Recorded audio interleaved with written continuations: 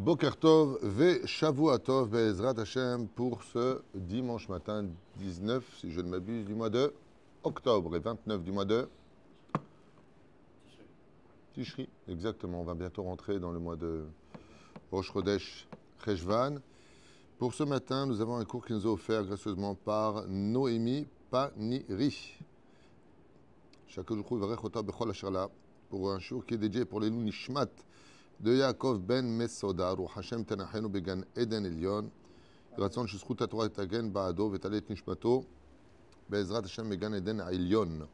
Aussi un bon zivouk pour Sidney Jonathan ben Marcel Yehudit Mesoda, ainsi que tous les célibataires de Ham Israël. Naomi Ederi, un ben Zachar Tzadik, en bonne santé avec un bon mazal pour Naomi bat Marcel Yehudit Mesoda et Kalman Shlomo ben Sarah, ainsi que tous les couples qui n'arrivent pas à avoir d'enfants. Réussite pour Rachel Léa bat Marcel Mesodi Yehudit Slicha Mesoda. Merci à Hachem aussi pour ses bienfaits, pour le retour des otages restés en vie et bientôt le retour de tous les otages décédés. Qu'il nous envoie rapidement le Melech HaMashiach Berachamim. Et merci à vous, Rav Twitou et son épouse, pour votre dévouement et vos enseignements qui nous accompagnent et nous encouragent tous les jours. Bon, on peut rien à dire, Toda Rabba. Shachem Verech Etrem. J'ai rencontré un Khatan. Je racontais une anecdote qui m'a raconté que je suis parti marié à Doria. Et il m'a raconté comment il a fait Tchouva en 2017. Alors je fais une parenthèse avant le chiour. Qui me dit qu'il n'était pas du tout Torah et encore moins Rabbanim. Et qu'un soir, il voulait voir un film, je reprends ces mots, et il est rentré sur YouTube pour regarder un film, à voir, il est tombé sur ma tronche. J'ai vu votre tête, je trouvais sympathique. Je me dis, qu'est-ce qu'il raconte celui-là? Et je vous ai mis.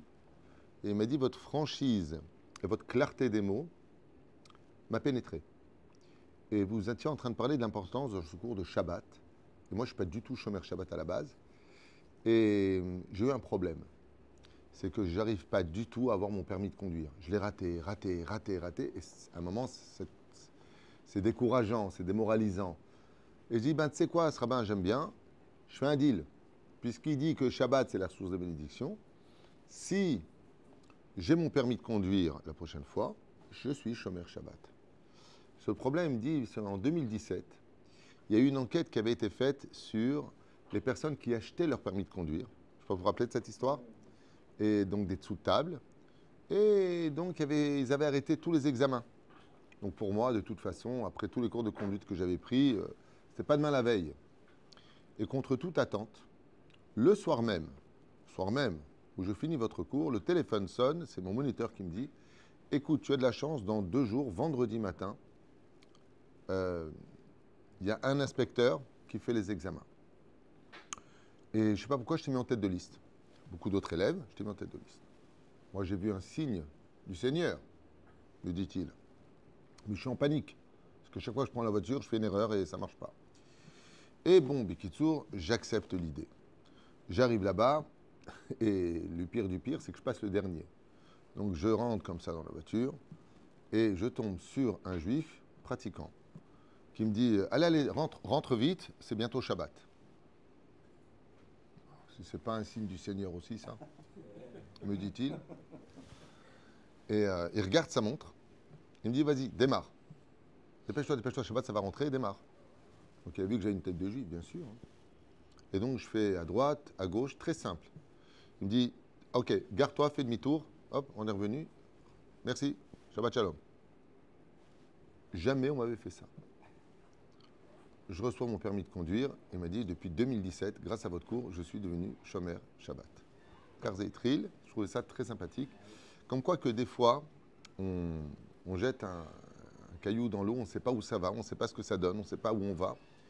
Mais en réalité, ça peut tout simplement éveiller quelqu'un qui, sous l'eau, qu'on ne voit pas, qu'on ne connaît pas, fait Teshuvah. C'est pareil, hier, nous étions très belle communauté de Tête Vav, il y avait beaucoup de monde, très forte ambiance. Beaucoup d'effervescence pour le cours qu'on a fait. Et mon épouse me dit, tu sais, après le cours que tu as fait, il y a quelqu'un de la communauté qui lui a dit, je peux peut-être prendre sur moi maintenant la mitzvah du kisouille.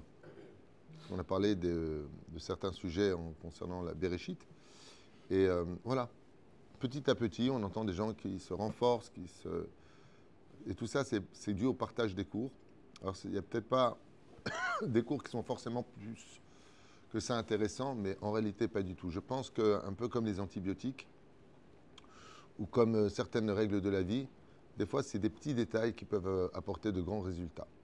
D'où l'importance de partager les cours. Vraiment, j'insiste lourdement sur ce fait-là, que vous avez de la famille, partagez, partagez, partagez, partagez. J'ai eu des surprises avec le cours que je fais le vendredi, où j'ai une liste précise, mais après, notre technicien le met sur les réseaux sociaux. Et ben, j'ai appris que beaucoup de gens, quand je vous dis beaucoup, Moshe, c'est pas un peu, beaucoup de gens, c'est leur Dvar Torah de Shabbat. Le cours que je fais comme ça, que tu reçois, Nachon, le petit cours que je fais, j'arrive en voiture en bas dans le parking, je cherche une idée à développer, qu'est-ce que j'ai étudié, tac, je le fais à toute vitesse. Ben, ce cours-là, non seulement cela, mais j'ai reçu un coup de téléphone d'un rave que je ne connais pas, qui a eu mon numéro de téléphone et qui a dit bah alors qu'est-ce qui se passe, vous ne faites pas votre cours aujourd'hui? Alors j'ai posé la question, je dis vous êtes qui? Il me dit voilà, je suis rabbin dans telle communauté. Je dis bah, si vous êtes rabbin, vous n'avez pas besoin de mon cours. Il me dit non, vous êtes moi je suis très Gemara à Tours, je Arour, je n'ai pas le temps d'étudier trop la paracha, donc je sais quoi, je dis bon, je vais recevoir le Rav Tutu, on me l'envoie, parce que ma sœur le reçoit, elle me l'envoie. Et là, elle me dit non, il n'a pas encore fait. Alors qu'est-ce que vous faites? Excusez-moi, je me suis fait engueuler, quoi. J'ai trouvé ça quand même assez extraordinaire de voir que, voilà, et beaucoup, beaucoup de fois dans les mariages ou les rencontres que je fais, je rencontre des gens vraiment qui me disent que les cours les maintiennent dans l'attente de la Géoula, que ça les maintient dans la connaissance. Et tout ça, c'est grâce à tout un travail d'équipe, mais surtout grâce à Dieu, qui a une Torah inépuisable, pour lequel nous commençons ce chiour. Et les Toldot noirs. Alors, je voudrais vous dire quelque chose qui me tient tellement à cœur.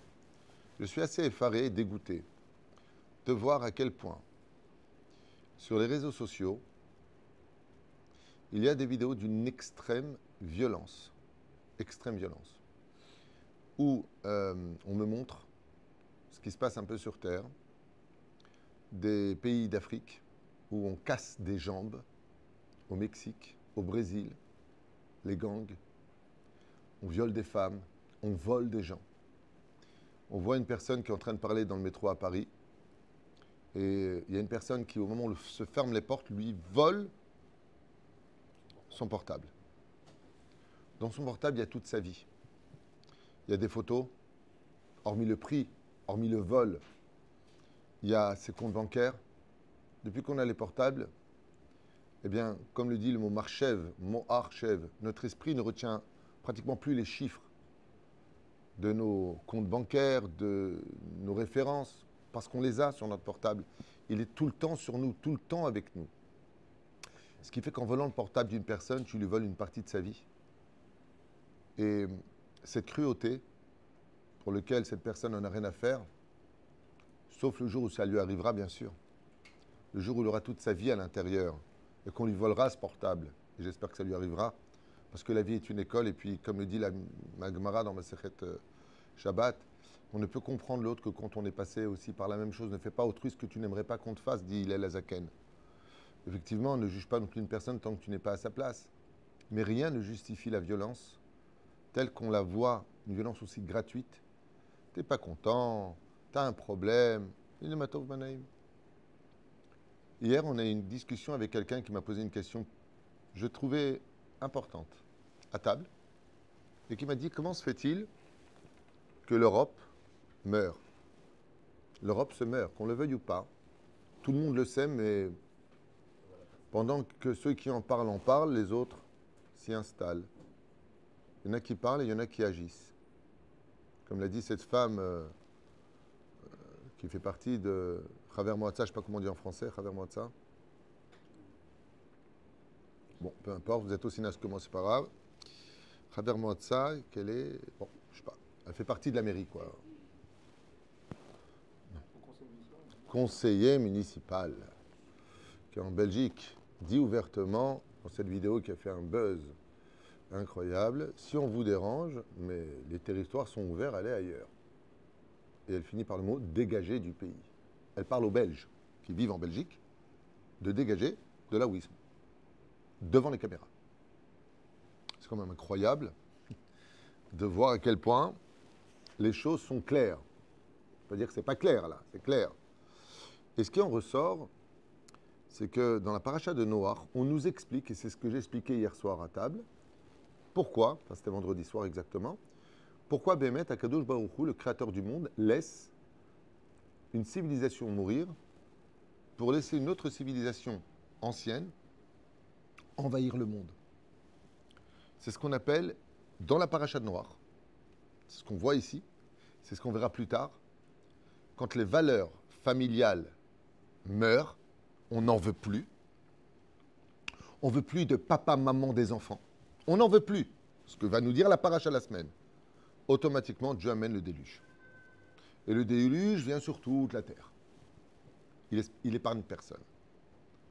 À partir du moment où il y a une déchéance morale, comme le texte de la Torah, là je suis dans la Torah, hein, je ne vous invente rien, hein, professeur Lévy, les hommes avec les hommes avec les animaux, les plantes avec les animaux avec les plantes avec ceux... La sexualité était au summum de sa concrétisation et les valeurs familiales se sont totalement effondrées. Totalement effondrées. À partir du moment où les nations du monde ont cette responsabilité, on voit que d'ailleurs dans le système social, ça ne le fait pas.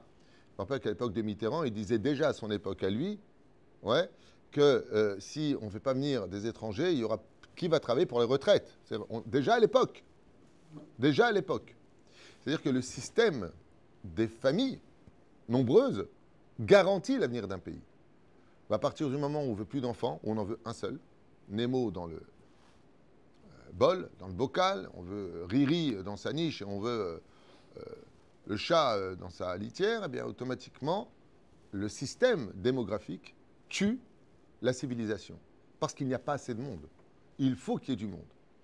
Et ça a mené à des conclusions d'État dramatiques dans le secret des choses. Comme l'a dit une infirmière sur les réseaux sociaux, nous avions reçu un ordre à l'époque du Covid de ne pas soigner les vieux. C'est l'occasion de s'en débarrasser. C'est dans les réseaux sociaux que ça a été dit, peut-être. Encore une fois, vrai ou faux, j'en sais rien. Mais ce qui est sûr et certain, c'est que ça ressemble exactement à cette époque du déluge, où vous allez entendre les mots. Et les toldot noach noach ish tzadik tamim aya bedorota vet Elohim italech noach veolet noach shoshel banim. Et voilà que d'un coup, il y a marqué, dans le chapitre 6, verset 11, Vatisharetz aretz lifnei Elohim, vatimale aretz Hamas. Je vais traduire. La terre se corrompit, complètement corrompue. Lifnei Elohim. À partir de quand la midat adin, c'est-à-dire la rigueur, le Dieu de justice intervient pour frapper, dès qu'il y a de l'immoralité, comme Sodome et Gomorrhe, automatiquement, Elohim vient frapper. Elohim, c'est rigueur, justice. Ça frappe, ça fait mal. Le nom de Elohim doit nous faire peur. Le nom de Havaya, c'est le nom de miséricorde. Dieu est miséricorde, ouais. Vati et malé aretz Hamas, car la terre était remplie de violence. Le mot Hamas en hébreu veut dire deux choses, voleur ou violence. C'est la traduction littérale. D'accord ? Et ce mot-là est utilisé pour toute personne qui fait acte de violence. C'est-à-dire Hamas, comme on le dit. Vayar Elohim et Haaretz. Dieu observa la terre. Veine nishrata. C'est déjà dit. Et voici qu'elle s'est corrompue. Ki ishrit kol basar et darko. À la Haaretz. Car tous les habitants de la planète n'ont plus eu de problème de jeter leurs semences en vain, nous dit Rachid d'ailleurs sur place. Kol basar et darko à la Haaretz. Ils jetaient sur la terre, c'est-à-dire que chacun, à cette époque, disait « Tu n'as pas à me juger, tu n'as pas à me dire avec qui je me marie, tu dois m'accepter sous peine de prendre des coups. » Nous sommes exactement dans cette situation aujourd'hui, où tu n'as pas le droit d'être islamophobe, homophobe ou autre. Ou autre, peu importe. C'est-à-dire que nous sommes dans une situation aujourd'hui où le droit à l'expression ne marche que dans la dictature d'accepter l'autre.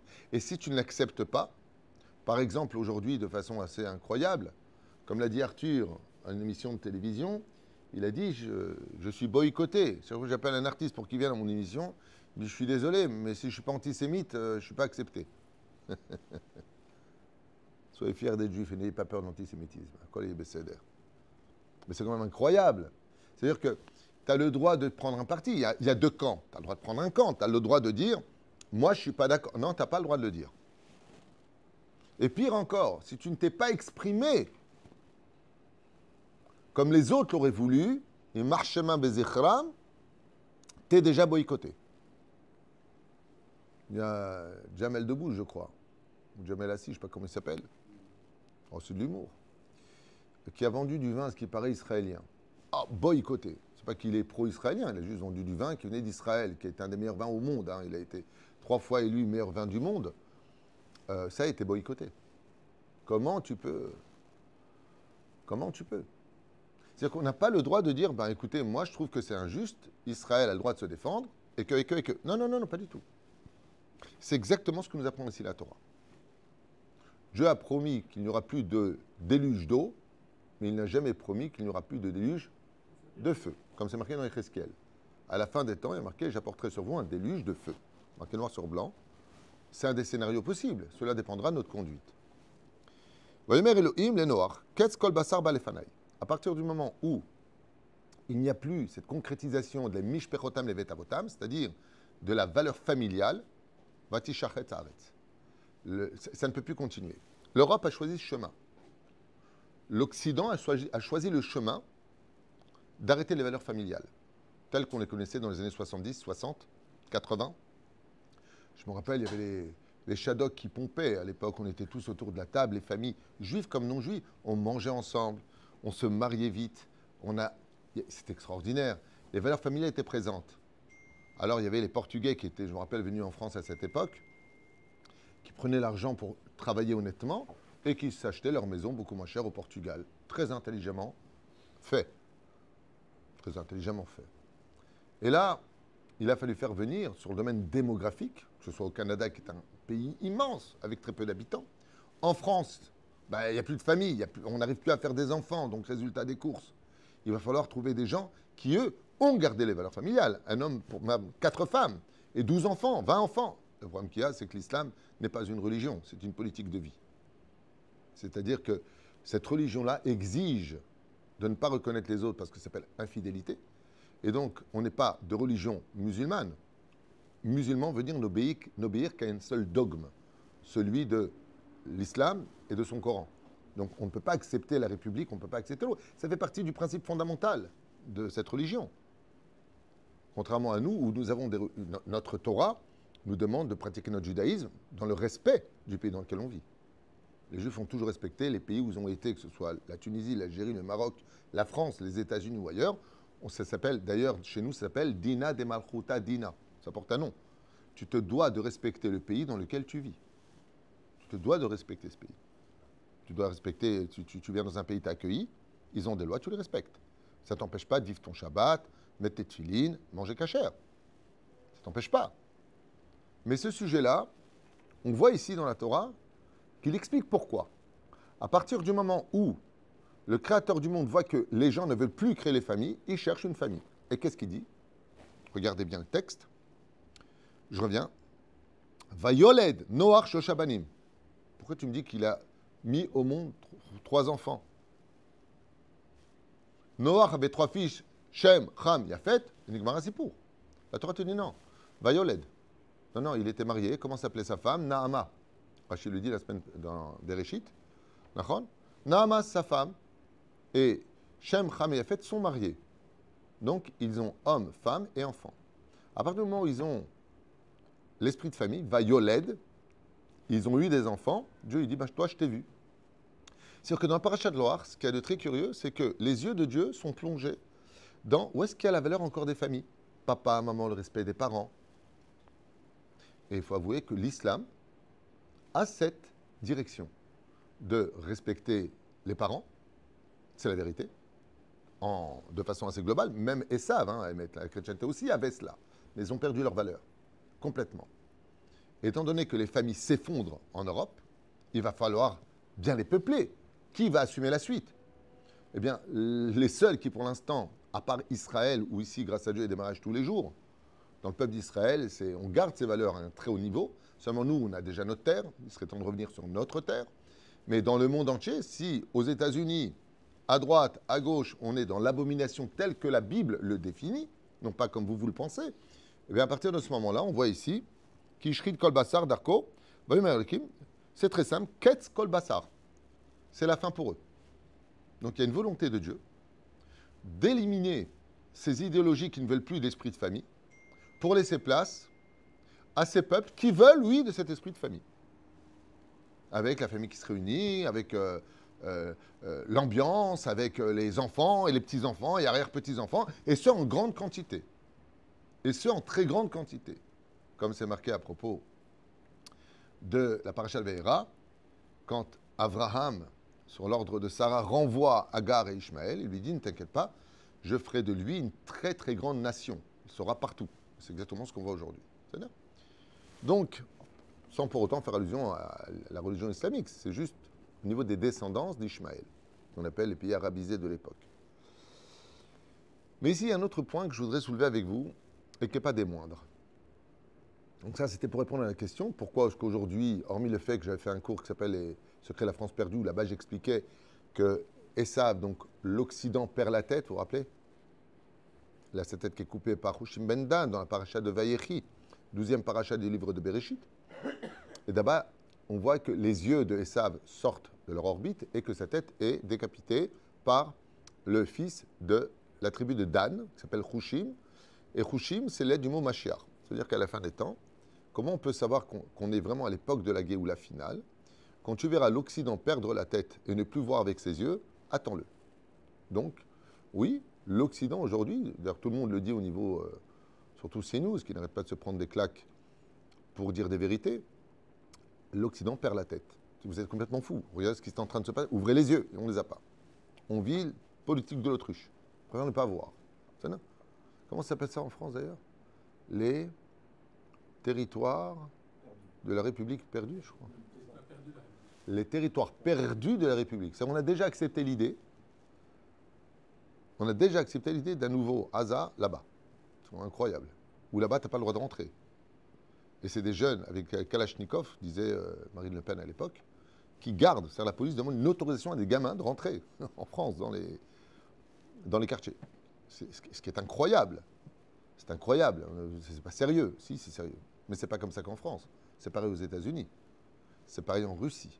La seule différence, c'est que le langage est un peu différent et on met les journalistes un peu de côté pour régler les problèmes. Mais c'est comme ça dans le monde entier. Et cette volonté-là, elle va définir chez Dieu quelque chose qui nous concerne tous aujourd'hui, juifs comme non-juifs. Et les Toldot Noach. Noach ish tzadik tamim haya bedorotav et ha Elohim italech Noach. Si vous regardez bien, le verset nous dit « Voici la descendance de Noach ». Donc ici, une fois de plus, le titre parle de quoi? Elle parle d'une famille qui a une descendance, alors qu'il n'y a pas encore de juifs ici.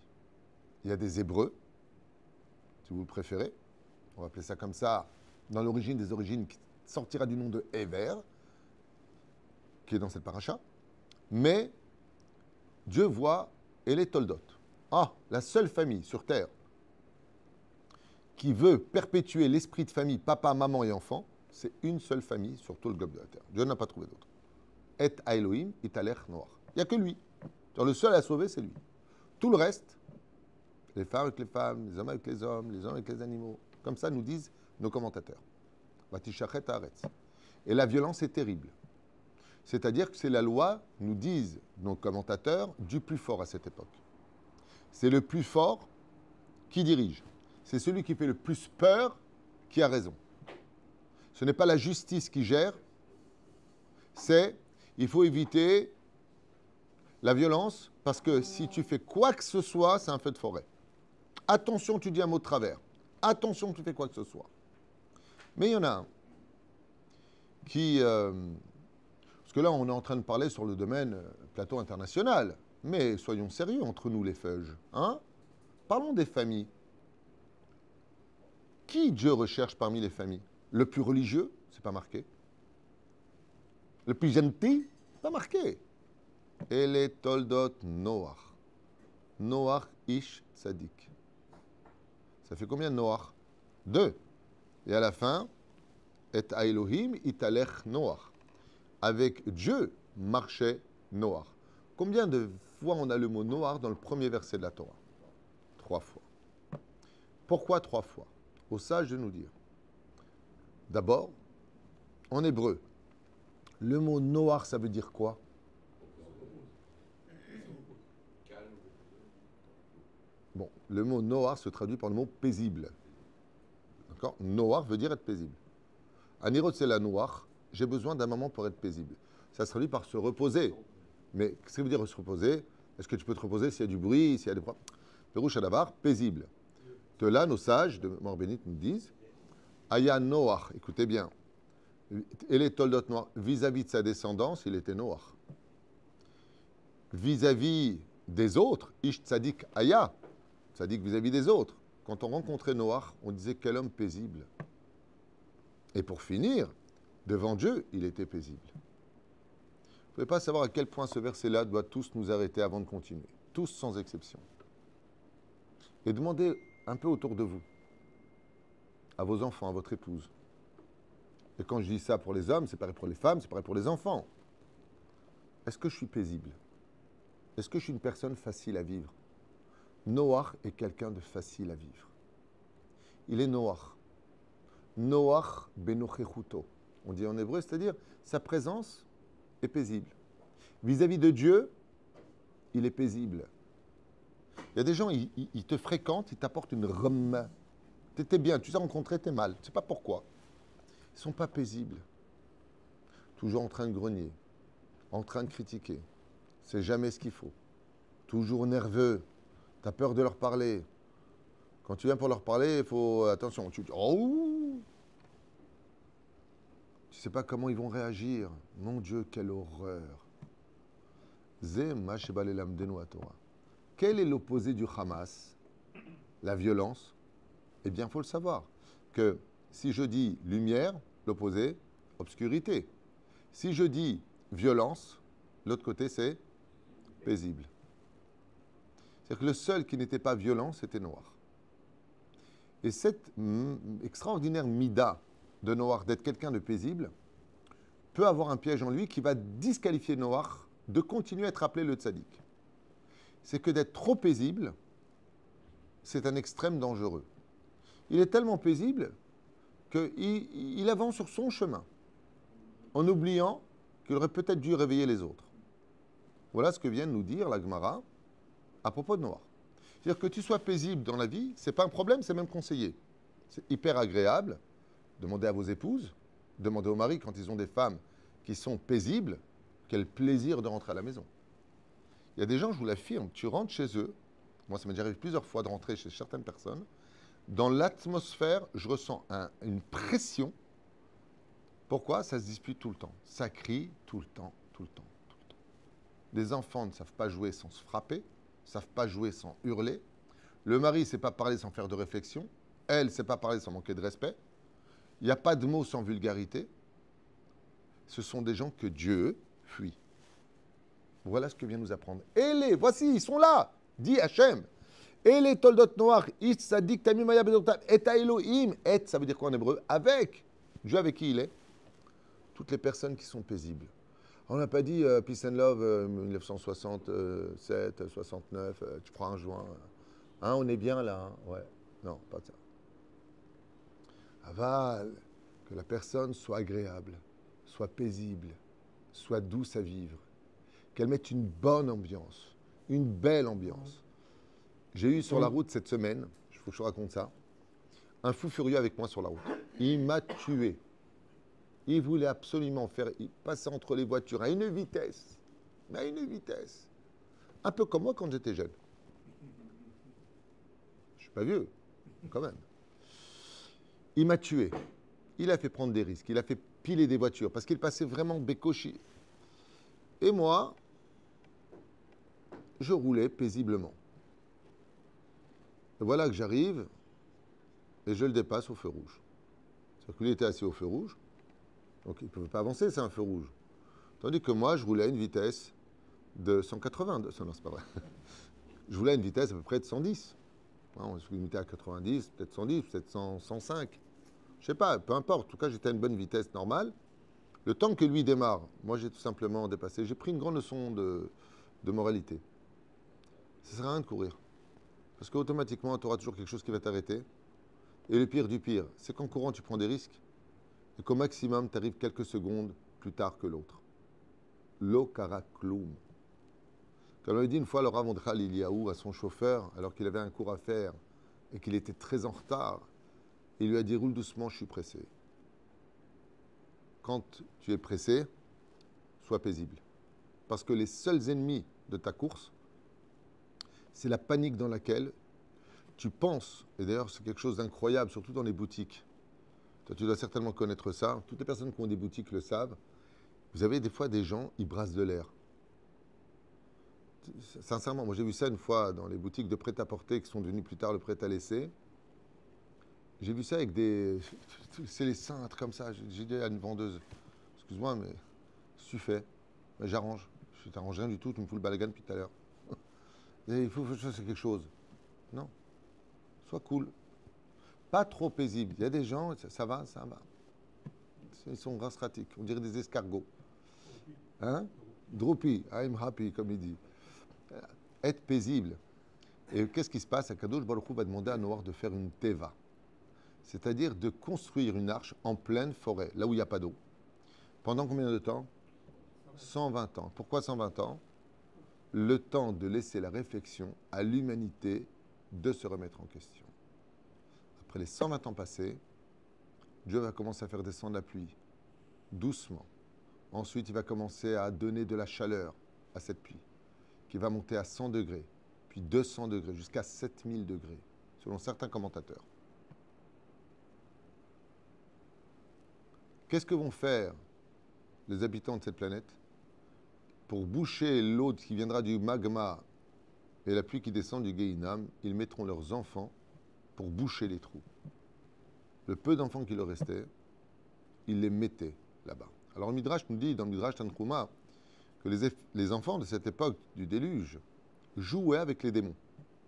Je me suis posé la question en disant, un démon, c'est pas un cadeau, hein, je vous le dis. Ils ont des griffes, quand ils ont une force qui est 300 fois supérieure à celui d'un homme, ils sont mi-ange, mi-homme. Il ne faut pas plaisanter avec eux. Il ne faut pas les appeler, il ne faut pas les convoquer, il ne faut pas être leurs copains. Chacun son monde, chacun son univers. Je te respecte, tu me respectes, chacun sa place, parce que si tu as affaire à eux, t'es mal, je te le dis. Ils ont un pouvoir aussi sur le mazal de l'homme, sur la chance. Ils peuvent jouer sur tous les domaines. Ils jouaient avec Khalli. Alors j'ai dit au début qu'ils se ressemblent, s'assemblent. Et c'est exactement là où la réponse est. C'est que la violence était si grande qu'ils ont provoqué les forces du mal, jusqu'à provoquer le créateur du monde, jusqu'à provoquer les démons. Les Ébidou Kaïnian de la paracha de la semaine, qui vient alors qu'on vient de faire Kippour, on vient de faire Baruch Hashem, Sukkot, Hoshana Rabbah, Simchat Torah, on redémarre la vie et on voit que Bereshit, la paracha qui suit, c'est Noach. Au commencement, qui Dieu recherche sur terre? Des hommes paisibles. Vous avez Bezrat Hashem, tous se méritent d'être paisibles. Mais pas que vous dites, moi je trouve que je suis quelqu'un de paisible. Demandez à votre famille, demandez à ceux que vous fréquentez, si vous êtes des personnes paisibles, agréables, aussi bien vis-à-vis d'Hachem, et à Elohim, et à l'Ech Noir, que vis-à-vis de la société dans laquelle vous êtes. Et vous n'allez pas me croire, le premier Noir, j'avais lu, et les Toldot Noir, que Noir, il était paisible avec lui-même. Et de là, en psychologie, on t'apprend que tout comme si tu ne t'aimes pas, tu ne seras pas aimé, si tu n'es pas paisible avec toi-même, tu ne pourras jamais être paisible avec les autres. C'est-à-dire qu'il y a un travail à faire sur nous-mêmes avant de le chercher à faire avec les autres. C'est un peu comme se marier.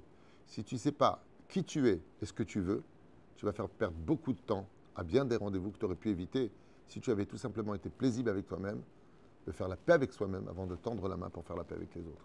Professeur. Est-ce que Dieu n'aurait pas préféré faire que l'homme se détruise lui-même plutôt que d'intervenir? Pourquoi il a intervenu? Pourquoi il a intervenu? C'est une excellente question, parce que Dieu vient montrer ici que le monde a un propriétaire et ça répond à beaucoup de choses, cette question-là. Juste un instant, tu as posé une excellente question. Bémet, pourquoi Dieu intervient? Après tout, s'ils partent à leur perte, c'est-à-dire que oui, mais il y a encore une famille. Ça veut dire que, comme le disent les commentateurs, les autres planètes étaient des planètes qui ont vécu. Il y a eu un vécu sur ces planètes selon certains commentateurs. Et il n'y avait pas de famille de noirs. Donc Dieu les a été éteintes. Mais là, il y a quelqu'un qui peut sauver les choses, donc il est obligé d'intervenir. Première explication. Vaillard, il a vu Noir, donc j'interviens, puisqu'il y a encore quelque chose. Alors, imagine, on va quelque part, il n'y a plus rien à faire. Tu agis? Non, il n'y a plus rien à faire. Mais il y a encore quelque chose à faire. Tu le fais? Pourquoi tu agis? Ah, parce qu'il y avait quelque chose à faire. Donc j'ai vu noir. Vayar, il a vu Dieu. Hein? Et les toldot noirs, qui s'est marqué après. Vayar Elohim et Haaretz vini shrata. Vayomer Elohim le ketz kol basar. Et il s'adresse à qui? À Noach. Donc il y a un espoir. La deuxième explication, qui n'est pas des moindres, qui n'est vraiment pas des moindres, c'est que Noach, le créateur du monde, il se pose la question sur le domaine psychologique. Vous savez que Dieu est le plus grand psychiatre, le plus grand psychologue, il a tout créé. Il est au-dessus de tout. Hein? Et quel est le problème en réalité de la génération de Noach ici? Réponse simple. Ils savent que Dieu existe, mais n'en veulent pas. C'est Nimrod. C'est la suite, c'est dans le même paracha. La seule différence qu'il y a, c'est qu'ici, il n'y a pas d'unité, et chez Nimrod, il y a l'unité. D'accord? Et donc, tu as raison de le dire, c'est la même idéologie. Ils veulent lutter contre Dieu. À la fin des temps, le Harizal nous écrit à 500 ans en arrière que toutes ces âmes-là se réincarneront. Et donc, il y aurait une espèce de lutte contre le créateur du monde. On n'a plus besoin de toi. On a l'intelligence artificielle, on a des avions pour se déplacer d'un pays à l'autre, on a compris le système économique, on a. Pourquoi Dieu intervient? Parce qu'il y a une règle d'or qu'on ne doit jamais oublier, que le Zohar nous rappelle à maintes et maintes reprises, que nos livres nous... Il y a un patron ici. La terre, comme je trouve, en haaretz efker. Et ça, c'est la réponse la plus probante. Le monde a un propriétaire. Et qu'est-ce qu'on voit ici? Combien de temps il donne pour faire l'arche? 120 ans. Combien il donne de temps avant de détruire Sodome et Gomorrhe? 52 ans. Combien il donne de temps? Akadosh Baruch Hu, il te laisse le temps de réflexion. Tu veux m'accepter, moi et mes règles? Mais Bakacha, je suis quand même Dieu, je peux me permettre? Hein, tu peux. Quand on est papa et que notre enfant il nous obéit un petit peu, je vous dérange pas. Je me mets de côté. Même la mezouza, on la met dehors. Comme ça, si tu m'invites, au moins tu ouvres la porte. Ne dérange pas, Hachem. Mais il y a un point sur lequel il est obligé d'intervenir. Ce n'est pas que lui est obligé d'intervenir, c'est que Dieu est tellement humble qu'il ne veut même pas intervenir. Ce sont les anges du service divin qui interviennent. Et eux, ils disent, oh, il y a un problème. En ha'olam hazeh efker. Le monde a un propriétaire. Et donc, je te pose une question. Imagine que tu as un appartement dans lequel les locataires ne te payent pas le loyer et ils t'esquintent ton appartement. Et l'appartement est déjà bien esquinté. Qu'est-ce que tu fais? Réponds. Hein? Tu les renvoies. Pourquoi tu interviens? Pour quelle légitimité tu interviens? Je comprends. Hein? Mais ils font ce qu'ils veulent. Pourquoi? Ah, il y a un contrat. Et pourquoi tu interviendrais toi et pas l'autre? Pourquoi tu interviens toi et pas l'autre? Parce que c'est ta maison. Ben, c'est exactement ce que... C'est ma terre. Bereshit bar Elohim et Hashem et Haaretz. Le ciel et la terre m'appartiennent. C'est à moi. C'est ce que je veux. C'est chez moi ici. Vous êtes en train de me pourrir mon monde. Donc automatiquement, Dieu intervient. Seulement, la seule différence qu'il y a, et c'est là qu'est tout le piège de notre vie. On croit que quand tu fais Zera Levatala, quand tu fais des péchés, tu voles. Il y a un jour un voleur qui a dit, moi, tant que je ne me ferai pas attraper, je volerai. Ben, il s'est fait attraper. Ben, il ne vole plus. Maintenant, c'est lui qui se fait voler en prison.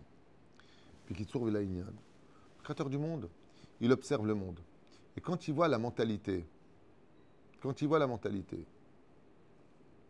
l'islam crie Dieu dans le monde. L'islam crie Dieu. Au nom de Dieu. Dieu, Dieu, Dieu, Dieu. Les autres ne veulent pas de Dieu. Il y a une espèce de renoncement à une espèce d'idéologie où Dieu, on veut bien y croire, mais qui reste à sa place, qui ne nous dérange pas trop. Et c'est là qu'est toute la différence dans cette situation dans laquelle nous vivons. C'est que malgré tout, étant donné que l'islam n'est pas idolâtre, ce n'est pas de l'idolâtrie selon le Rambam, sans pour en faire son éloge, hein, ce n'est pas le but. C'est juste pour expliquer un petit peu la situation. C'est que à partir du moment où les gens crient « le monde a un propriétaire », après chacun a sa religion. On sait que seule la Torah est vraie, donc ils vont te dire non, seul le Coran est vrai, et l'autre va te dire non, seul le christianisme est vrai, et les bouddhistes vont te dire non, seul le bouddhisme est vrai. Chacun, les athées vont te dire non, la seule vérité, c'est celle de l'homme. Après, chacun jouera avec ses cartes. Mais il n'empêche que le propriétaire du monde, lui, par contre, il n'est pas là pour jouer. Il est là pour observer. Est-ce que vous voulez de moi ou pas? Et si vous voulez de moi, est-ce que vous voulez de moi comme vous me voulez ou comme moi je veux être reçu? Et c'est ce qu'on dit dans le judaïsme, dans nos prières. Vaya Adonai le melech al kol haaretz, bayom haouya Adonai echad, ushmo echad. C'est-à-dire que le Créateur du monde attend de nous qu'on le dévoile. Le Créateur du monde attend de nous. C'est pour ça que le discours de Trump m'a beaucoup perturbé, parce que quand il a parlé à la Knesset, au Parlement israélien, la première chose qu'il a dit, alors qu'il a reçu des tapis rouges et des éloges dignes de Moshe Rabbeinu, je tiens à remercier le Dieu d'Abraham, de Yitzhak et de Yaakov. Aïe, dommage qu'on ne l'ait pas dit, mais c'est une marque des points. Alors il comparait à Koresh, vous savez, ce roi qui a permis aux enfants d'Israël de revenir sur la terre d'Israël. Il y en a qui disent que c'est peut-être sa réincarnation. Moi, je ne rentre pas dans tout ça. Mais c'est simplement pour vous dire que cette situation de dire merci Dieu, grâce à Dieu, l'heure est à la prière, de rappeler Dieu sur terre, ça atténue les dynimes, ce qui fait que ça laisse plus de temps au pays, dans son existence, parce que même s'il se trompe de chemin, même si pour moi les autres religions se trompent de chemin, se trompent d'adresse, pour moi, comme ils vont le dire de moi, il y a une chose de bien, c'est qu'ils parlent de Dieu. Après, ils peuvent lui donner le nom qu'ils veulent. Mais il y a cette idéologie, c'est pas moi, c'est le Rambam qui dit ça, dans Moreh Nevuchim, qui rappelle, et qui dit que les religions ont apporté quelque chose, une avancée dans le monde, c'est que sans Dieu, tu deviens barbare. D'ailleurs, c'est Manitou qui l'enseignait, j'avais pris ça de Manitou à l'époque. Il disait que même la naissance de la chrétienté, la naissance de l'islam apportait un avantage au monde, c'est que s'il n'y a pas d'idéologie de Dieu, ben, tu deviens violent, à moins que tu te crées un Dieu de violence. D'accord ? Comme Isalem, qui veut dire anti-paix. Isalem. Salem, Ma'asalem. Ça ne veut pas dire ça, ça veut dire couper, sectionner, séparer. Mais dans l'absolu, on peut le comprendre de cette fafaçon-là. Donc, qu'est-ce que Akadosh Baruch Hu recherche comme personnage ? Je vous dis franchement, à travers toutes les études que j'ai menées à bien, je me suis rendu compte que les Juifs, dans tous les pays dans lesquels ils ont toujours été Noach Laouma. C'est un état de fait, c'est des témoignages, que ce soit en Allemagne, même entre la Première et Deuxième Guerre mondiale, les Juifs ont toujours été paisibles parmi les nations du monde. On n'a pas d'histoire avec des Juifs qui brûlent des voitures, qui cassent des boutiques. On a vu une manifestation de plus de 200 ou 300 000 personnes qui ont manifesté, drapeaux, crié des chants et chanté en l'honneur de nos otages. Il n'y a pas eu une station de bus qui a été cassée, il n'y a pas eu de gens qui ont été agressés, il n'y a pas un seul CRS qui a été blessé. On voit la différence. Enfin, pour celui qui veut rester droit et objectif, bien sûr. Pourquoi ? Parce que de croire en Dieu, si vraiment tu y crois, alors tu dois être paisible pour tous ceux que tu rencontres sur ton chemin, sauf quand la guerre est déclarée. Et dans ce cas-là, celui qui se lève pour te tuer, a une mitzvah de se lever et de le tuer avant. Celui qui se lève pour te tuer. On ne fait pas de guerre. À l'image de on ne fait pas d'omelette sans casser des œufs. Des fois après, malheureusement, le sang se verse. Hachem Yerachem. L'idée de l'homme paisible. Oui.